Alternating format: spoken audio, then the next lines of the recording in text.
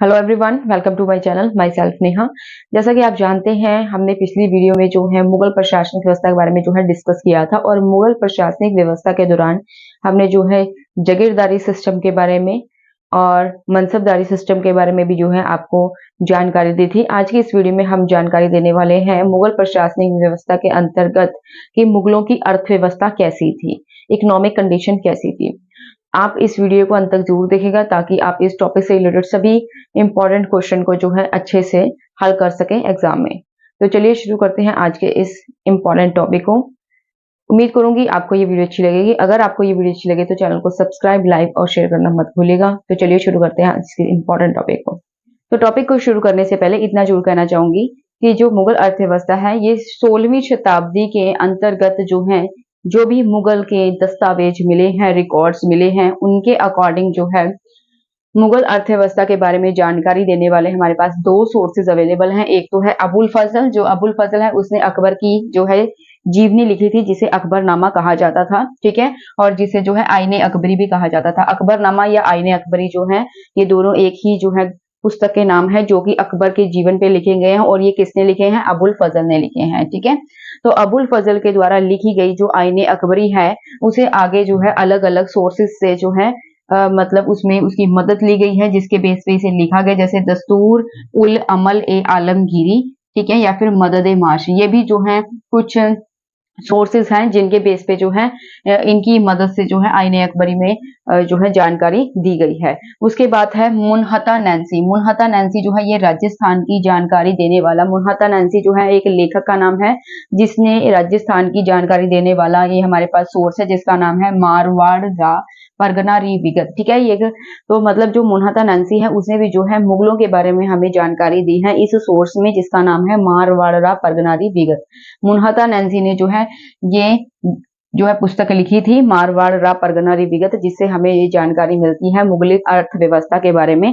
तो इन दो सोर्सेज से, यानी कि अबुल फजल की जो सोर्स है आईने अकबरी और उसके बाद जो मुनहता नैंसी का जो सोर्स है मारवाड़ रा परगना री विगत, ठीक है। तो इसके बेस पे हम जो है मुगलों की अर्थव्यवस्था के बारे में यहाँ पर जानकारी देने वाले हैं, ठीक है।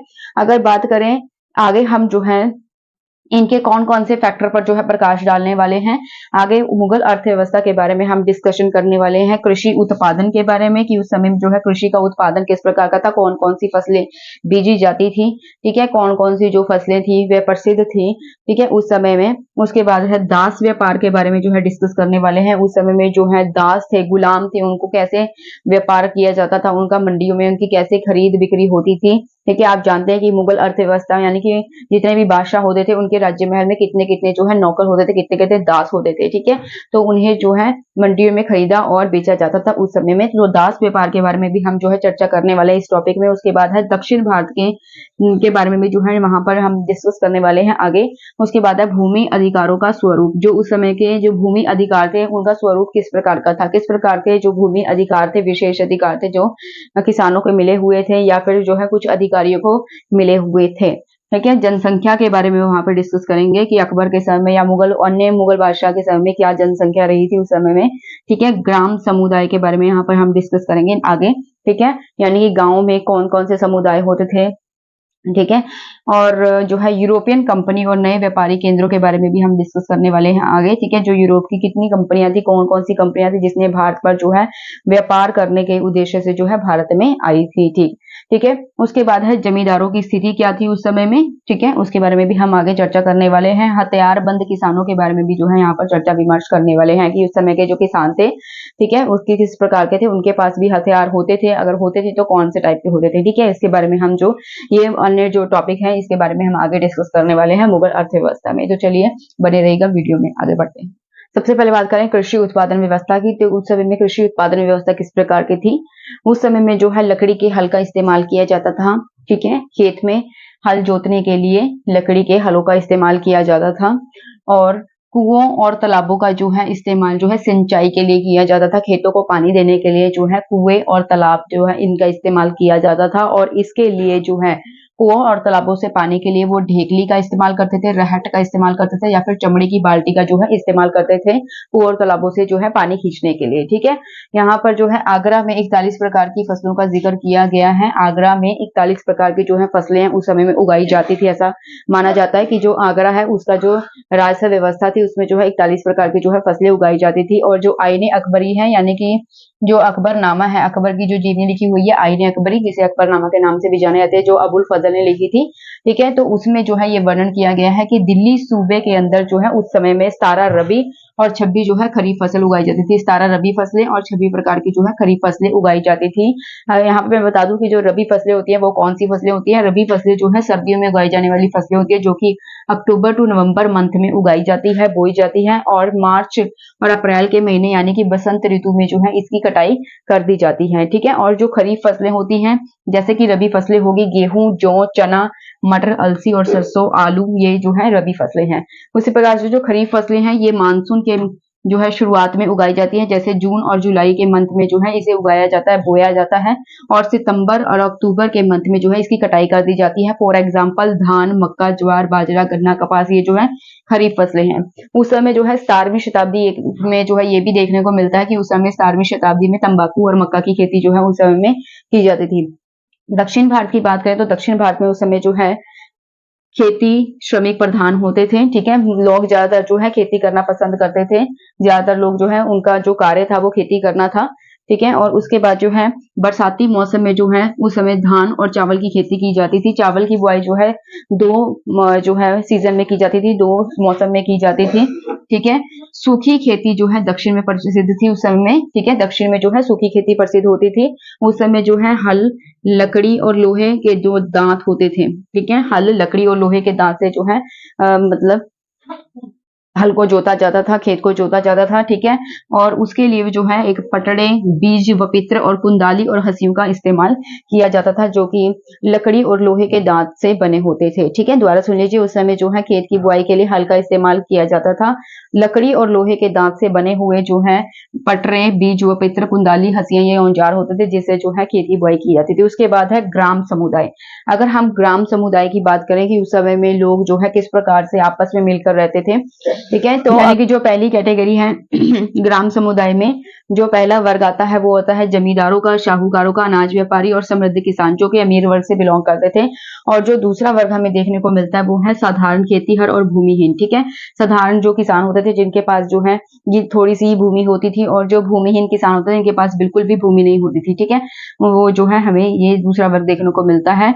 लोग जो है उस समय में जो है समूह के रूप में कार्य करते थे, मिलकर काम करते थे। फॉर एग्जाम्पल जैसे गांव के लेखों का रख रखाव करने के लिए, गांव का जो हिसाब किताब है, ठीक है, वो करने के लिए मिलकर जो है धार्मिक लाभ और मनोरंजन प्रदान करने के लिए मिलकर वो काम करते थे। अगर उन्हें धर्म से संबंधित कोई कार्य करना है तो वे मिलकर उस जो है कार्य को करते थे, और अगर उन्होंने जो है मनोरंजन करना है, कोई फंक्शन करना है, तो उसके लिए भी वे मिलकर कार्य करते थे। आगे बढ़ते हैं, तो चलिए आगे पढ़ते हैं। भूमि अधिकारों का स्वरूप किस प्रकार का था मुगल शासन के समय में? जिस समय मुगल जो काल था उस समय में जो है भूमि अधिकारों का किस प्रकार से जो है रूपरेखा थी, क्या स्वरूप था।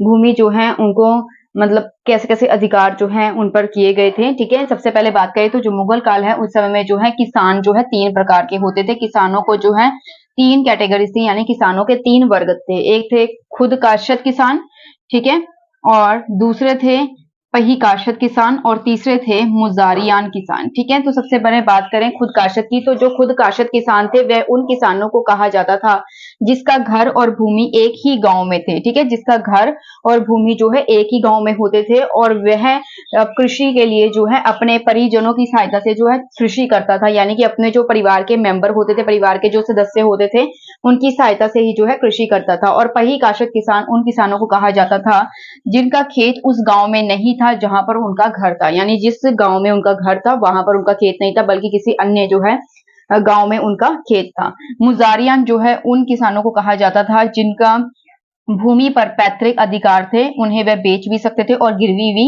रख सकते थे। यानी कि उनके दादा परदादा की जो होती थी वे जमीनें होती थी, पैतृक अधिकार था उनका भूमि पर, ठीक है, और उन्हें वह बेच भी सकते थे और गिरवी भी रख सकते थे, ठीक है। उन्हें कहते थे मुजारियान, ठीक है। तो यहाँ पे खुद काशत, पही काशत और मुजारियान जो है ये 3 प्रकार के किसानों के वर्ग थे, जिसे हमें एक्सप्लेन किया।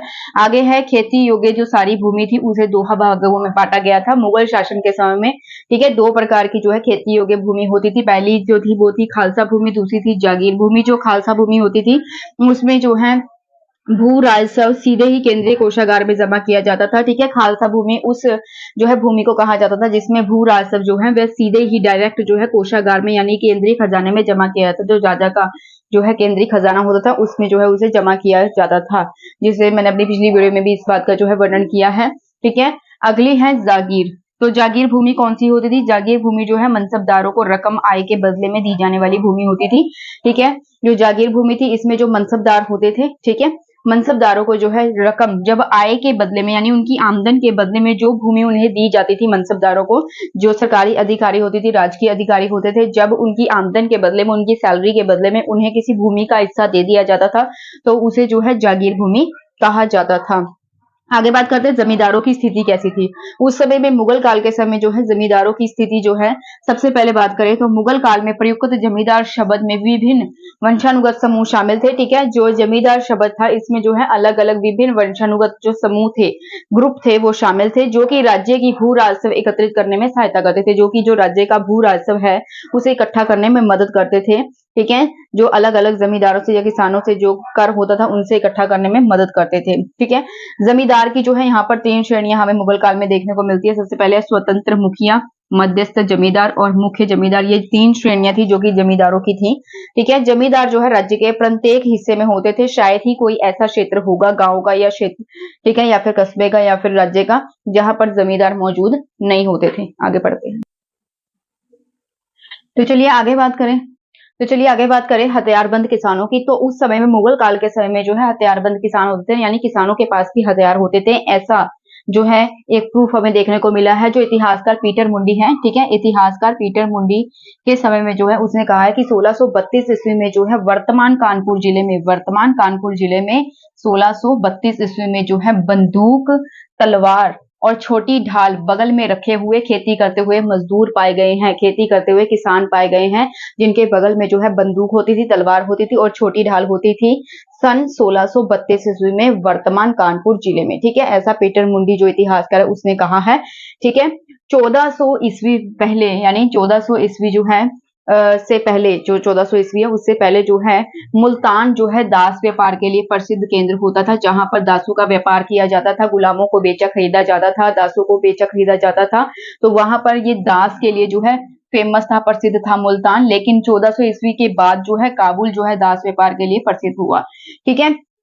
आगे बढ़ते हैं दास व्यापार के बारे में। 1562 ईस्वी में जो अकबर था, अकबर ने जो है दास प्रथा पर रोक लगाई थी 1562 ईस्वी में, ठीक है। याद रखिएगा 1562 ईस्वी में जो है अकबर ने दास प्रथा पर रोक लगाई थी। ऐसा भी जो है पूछा जा सकता है कि अकबर ने किस मुगल बादशाह ने जो है दास प्रथा पर रोक लगाई थी, कब लगाई थी, ठीक है। तो आंसर क्या है 1562 ईस्वी में जो है अकबर ने दास प्रथा पर रोक लगाई। और 1619 से लेके 1620 ईस्वी के दौरान जब जहांगीर का शासनकाल था तो उस समय में जो फिरोज जंग जो था, ठीक है, फिरोज जंग के आदेशों पर किसानों की पत्नियों और बच्चों को फारस भेजकर वहां पर बेच दिया गया, ठीक है। अकबर ने तो दास प्रथा पर रोक लगाई थी, बैन लगा दिया था, लेकिन जहांगीर के शासनकाल में हमें देखने को मिलता है कि 1619 से 20 के दौरान जो है फिरोज जंग के आदेशों पर किसानों की जो पत्नियां थी और जो बच्चे थे उनको जो है फारस भेज दिया और वहां पर उन्हें सेल कर दिया, उन्हें बेच दिया, ठीक है। नेक्स्ट बात करें जनसंख्या की। तो भारत की जनसंख्या जो है उस समय में कुल 14,000 लाख से लेके 15,000 लाख थी, ठीक है। और यहीं पर हम बात करें तो अकबर के शासनकाल की, जो अकबर का शासनकाल था उस समय में जो जनसंख्या थी वो थी 10,700 लाख और 11,500 लाख जो थी ये है जनसंख्या थी अकबर के शासनकाल के समय में। 1600 ईस्वी में जो है कुल जनसंख्या का जो है ग्रामीण ग्रामीण था, ग्रामीण जो है 85% होता था और जो बाकी थे वो थे 15%। ठीक है, इनमें से 160 से लेके 170 लाख तो जो है शहरी लोग होते थे। तबकाते अकबरी के लेखक के अनुसार जो है अकबर के साम्राज्य में 120 बड़े शहर होते थे और 3200 जो है उस समय में छोटे शहर होते थे, यानी कि कस्बे होते थे, जिसमें प्रत्येक में 100 से 1000 गांव होते। दोबारा सुन लीजिए, तो जो तबकाते अकबरी है उसके लेखक के अनुसार अकबर के साम्राज्य में जो है 120 बड़े शहर होते थे और 3200 जो है उस समय में छोटे शहर होते थे, जिन्हें कस्बे कहा जाता था, जिसमें प्रत्येक में जो है 100 से 1000 गांव होते थे। तो यहाँ पे हम बात करने वाले हैं यूरोपीय व्यापारी कंपनी की। बहुत सारी यूरोपीय व्यापारी कंपनी ऐसी थी जो कि भारत में व्यापार करने के उद्देश्य से आई थी। अलग अलग व्यक्ति अलग अलग जो है देश से भारत में व्यापार करने के उद्देश्य से आई थी, जिसके बारे में यहाँ पर जो है डिस्कस करने वाले हैं। और यहाँ पर जो है एग्जाम में रिलेटेड जो है बहुत सारे क्वेश्चन जो है आपको देखने के मिलेंगे, जो कि एग्जाम में अक्सर पूछे जाते हैं। ठीक है, तो चलिए सबसे पहले बात करते हैं वास्को डी गामा की। जो वास्को डी गामा है ये एक पुर्तगाली है, पुर्तगाल का रहने वाला है। ठीक है, जो कि 1498 ईस्वी में भारत आया था। ठीक है, 1498 ईस्वी में जो वास्को डी गामा है यह भारत आया। ठीक है, और व्यापार करने के उद्देश्य से आया था। भारत आने वाला ये प्रथम यूरोपीय यात्री था, पुर्तगाली यात्री था। ठीक है, और जो वास्को डी गामा था यह दूसरी बार भी जो है भारत आया था 1501 ईस्वी में। आपको याद रखना है कि जो वास्को डी गामा है, ज्यादातर ऐसा ही पूछा जाता है एग्जाम में कि जो वास्को डी गामा है प्रथम बार जो है वो कब आया भारत में। तो 1498 ईस्वी में जो है ये पुर्तगाली यात्री जो है भारत में व्यापार करने के उद्देश्य से आया था। ठीक है, और दूसरी बार भी जो है ज्यादातर लोगों को नहीं पता होता। ठीक है, लेकिन आपको ये चीज याद रखनी है कि जो वास्को डी गामा है ये दूसरी बार जो है 1501 ईस्वी में जो है भारत में व्यापार के उद्देश्य से आया था। ठीक है, नेक्स्ट है पेड्रो अल्वारेज कैब्रल। ठीक है, पेड्रो अल्वारेज कैब्रल जो है 1500 ईस्वी में भारत आने वाला ये द्वितीय पुर्तगाली था। पहला पुर्तगाली कौन था? Vasco D gamma. ये भी जो है ये पुर्तगाली था। ठीक है, जो कि व्यापार करने के उद्देश्य से आया था। ठीक है, और दूसरा जो है भारत में व्यापार करने के उद्देश्य से आने वाला पुर्तगाली कौन था? अगर एग्जाम में ऐसा प्रश्न पूछा जाता है तो आंख बंद करके आपने लिख देना है पेड्रो अल्वारेज कैब्रल। ठीक है, जो पेड्रो अल्वारेज कैब्रल है ये 1500 ईस्वी में भारत आया था और ये द्वितीय पुर्तगाली था जो कि भारत में व्यापार के उद्देश्य से आया था। ठीक है, फ्रांसिस्को डी अल्मेंडा। जो फ्रांसिस्को डी अल्मेंडा है ये भारत का प्रथम पुर्तगीज गवर्नर, ये भारत का पहला पुर्तगाली गवर्नर है। ठीक है, भारत का पहला गवर्नर है जो कि एक पुर्तगाली बना। ठीक है, तो वो कौन है? Francisco de Almeida. Francisco de Almeida जो है भारत का प्रथम पुर्तगीज गवर्नर है। ठीक है, नेक्स्ट है जॉन मिल्टन हॉल। जो जॉन मिल्टन हॉल है ये भारत आने वाला प्रथम ब्रिटिश नागरिक था, यानी कि अंग्रेज नागरिक था यह भारत आने वाला। ठीक है, जिसका नाम है जॉन मिल्टन हॉल। और अगर बात करें कैप्टन हॉकिंस की, जो कैप्टन हॉकिंस है यह है प्रथम अंग्रेज दूत था जिसने कि बादशाह जहांगीर से मुलाकात की थी, भेंट की थी। ठीक है, दोबारा सुन लीजिए कि जो कैप्टन हॉकिंस है यह है ऐसा प्रथम अंग्रेज दूत था जिसने कि बादशाह जहांगीर से मुलाकात की थी, भेंट की थी। इससे पहले किसी भी ब्रिटिश ने जो है जहांगीर से भेंट नहीं की थी, मुलाकात नहीं की थी। तो ये जो है प्रथम अंग्रेज दूत था जिसने की मतलब जो है जहांगीर से मुलाकात की। नेक्स्ट है गैरोल्ड अंगियार। जो गैरोल्ड अंगियार है ये बंबई का वास्तविक संस्थापक माना जाता है, यानी कि असल में बंबई नगर की जो शुरुआत है, बंबई नगर जो है किसने बसाया था? गैरोल्ड अंगियार ने। ठीक है, याद रखिएगा आप। नेक्स्ट है जॉब चारनाक। जो जॉब चारनाक है इसने 1690 ईस्वी में कलकत्ता की स्थापना की। ठीक है, कलकत्ता का संस्थापक इसे माना जाता है जॉब चारनाक को। इसने 1690 ईस्वी में जो है कलकत्ता शहर को जो है मतलब उसकी स्थापना की थी, तो ये संस्थापक माना जाता है जॉब चारनाक। ठीक है, नेक्स्ट है चार्ल्स आयर। जो चार्ल्स आयर है, ठीक है, और ये जो है फोर्ट विलियम का प्रथम प्रशासक है, फोर्ट विलियम का प्रथम जो है राजा है। ठीक है, Charles Eyre. Fort William means Calcutta में है ये। ठीक है, तो कलकत्ता का जो है प्रथम प्रशासक इसे माना जाता है चार्ल्स आयर को। नेक्स्ट है फ्रांसिस डे। जो फ्रांसिस डे ये मद्रास का संस्थापक था जिसने मद्रास नगर को बसाया था। ठीक है, उसका नाम क्या है? Francis day. Franco Martin. जो फ्रैंको मार्टिन है ये है पांडिचेरी का प्रथम फ्रांसीसी गवर्नर है। जो पांडिचेरी है उसका पहला फ्रांसीसी गवर्नर कौन है? Franco Martin. ठीक है, नेक्स्ट है विलियम नॉरिस। जो विलियम नॉरिस है ये 1638 ईस्वी में स्थापित नई ब्रिटिश कंपनी जिसका नाम था ट्रेडिंग इन द ईस्ट का दूत है, जो कि व्यापारिक विशेषाधिकार हेतु औरंगजेब के दरबार में उपस्थित हुआ था। ठीक है, आपने याद रखना है विलियम नॉरिस कौन है? 1638 ईस्वी में स्थापित की गई एक ब्रिटिश कंपनी जिसका नाम था ट्रेडिंग इन द ईस्ट।